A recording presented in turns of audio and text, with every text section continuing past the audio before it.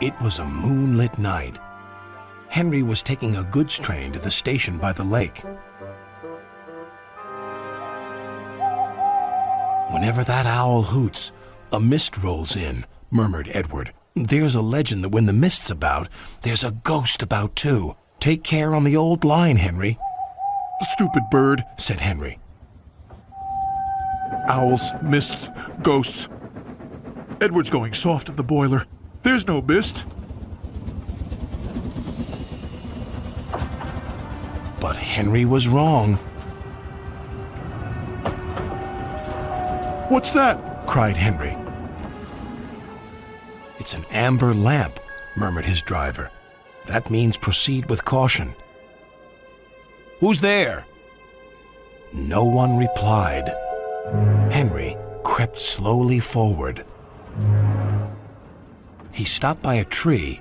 It had a sign nailed to it, "Beware of the viaduct." The driver was surprised. No one warned us about that before. And look, the signal's red. And the gates are closed. And there's a fogman's coat. But where is its owner? Then they saw a light move within the station building. "Ghosts!" exclaimed Henry. "Edward was right." "Something very strange is happening," said his driver. "I think it's best we go back." "So do I," agreed Henry. By morning, the mist had cleared. A workman was talking about the unsafe viaduct. "Lucky you didn't cross it last night." "Yes, but we don't know who warned us," replied Henry's driver.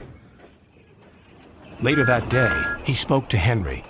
"The viaduct has been repaired. We can take our train back along the old line tonight." Henry really didn't want to.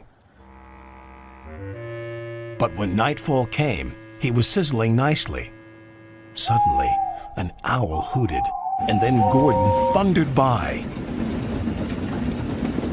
"Oh, look, Henry's spooked," said a freight car. "Be quiet," snapped Henry. "I'm not scared." But he was.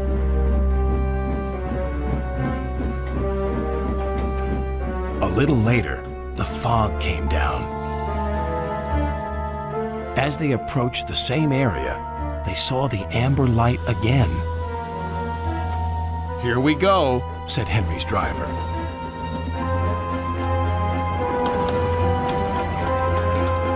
Then, unknown to Henry, the gates mysteriously closed by themselves, and the signal went red. The freight cars had seen everything, and they were spooked. "Faster, faster, there's a ghost about!" "Stop, stop!" yelled Henry. A mysterious figure watched Henry go by. Ahead was a landslide blocking the line. Henry braked hard, but the freight cars hit some of the rubble and plunged into the ravine.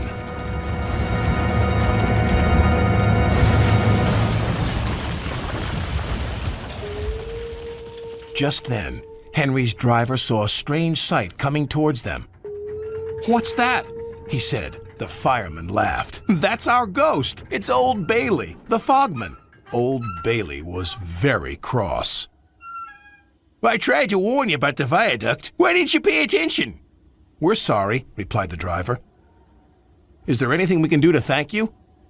"I'd like to operate that old station. If you let me, I promise I won't spook Henry again."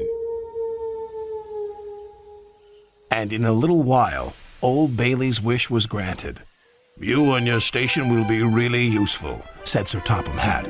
"Let's hear a hearty thank you to the friendliest, ghost on the island." Everyone cheered, especially Henry, who was the happiest of all.